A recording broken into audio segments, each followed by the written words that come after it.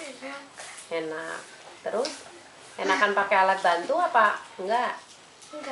Enggak pakai alat bantu. Kan kata dokter kan telinga yang kanan yang parah dibanding yang kiri. Sekarang yang kanan udah enakan belum telinganya buat denger? Udah. Tapi kurang dengar lagi. Kurang denger. Udah bisa denger dikit. Tapi masih kurang. Kalau yang kiri? Yang kiri sama. Sama Yang denger. kiri udah mau sembuh. Udah mau sembuh yang kiri. Dan yang kanan belum. Yang kanan yang dulu lebih parah. Iya. Terus sekarang minum branginya masih mau dilanjut? Mau. Terus sekarang enak nggak kalau belajar? Enak. Belajarnya lebih konsentrasi apa lebih ini?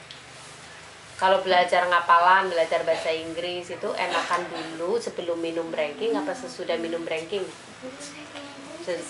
Sudah minum branking, lebih enak belajar hafalannya. Hafalannya kurang hafal, tapi kalau ngobrol bisa hafal. Gampang hafalnya. Terus bacanya, kalau baca lebih enak sesudah minum branking apa sebelum? Sesudah. Bacanya lebih kuat lama. Jadi enakan pakai branking. Untuk belajar lebih enak. Untuk telinga enak. Terus apalagi? Enaknya apalagi?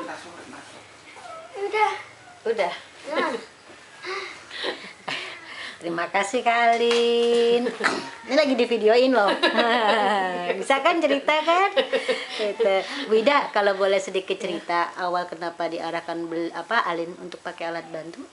Awal alat bantu karena waktu itu kebetulan kita udah langganan ke dokter THT ya sebenarnya yang megang dia hampir tiap bulan kita cek. Karena kotorannya dia kan sifatnya bandel ya. Awal riwayatnya kotorannya menyumbat, bandel karena dia dari kecil kan sebenarnya udah dari umur 2 tahun lebih udah terapi bicara karena memang ada kayaknya ada kesulitan bicara. Kebetulan kita udah ketemu dengan tim tumbuh kembang anak juga, ada psikolog, ada dokter anak, mereka nyaranin melanjutkan terapi bicara. Terus ada perkembangan sedikit terapi bicaranya walaupun ya ada perkembangan walaupun tidak terlalu banyak. Tapi akhirnya setelah berapa tahun dipegang terapisnya dihentikan katanya biar dari lingkungan belajar. Tapi pas suatu saat pas dia masih terapi kita lihat telinganya kok kayak tersumbat kotoran banyak banget.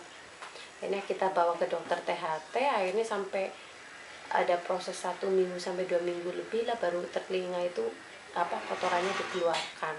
Akhirnya kita rutin hampir tiap bulan kita kontrol ke dokter THT untuk memeriksakan telinganya. Jadi kotorannya dia agak membandel, maka harus dokter yang ngeluarin gitu. Tapi setelah berapa tahun kita lihat adiknya ngomongnya kalau dipanggil cepet ini susah, kita ke dokter konsultasi lagi. Ternyata kata dokter gelendang bagus, akhirnya dokter nyuruh audiometri, tes audiometri hasilnya telinga kanan maupun kiri mengalami penurunan. Akhirnya dari dokter yang megang dia THT disarankan kita ke dokter THT yang lebih spesialis gitu kan. Waktu itu katanya alumnus dari nggak tahu universitas apa di London. Nonton kemana? Nah terus akhirnya dari dokter itu dites banyak ya Pak ya.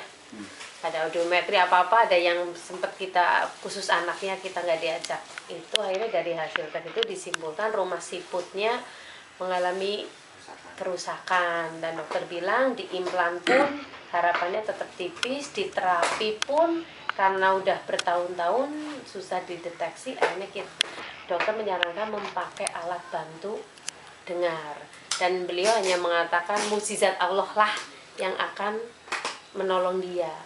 Jadi itu alat bantu pun harus dia jaga kondisi fisik, jangan sampai istilahnya flu sakit takut menambah pendengarannya berkurang.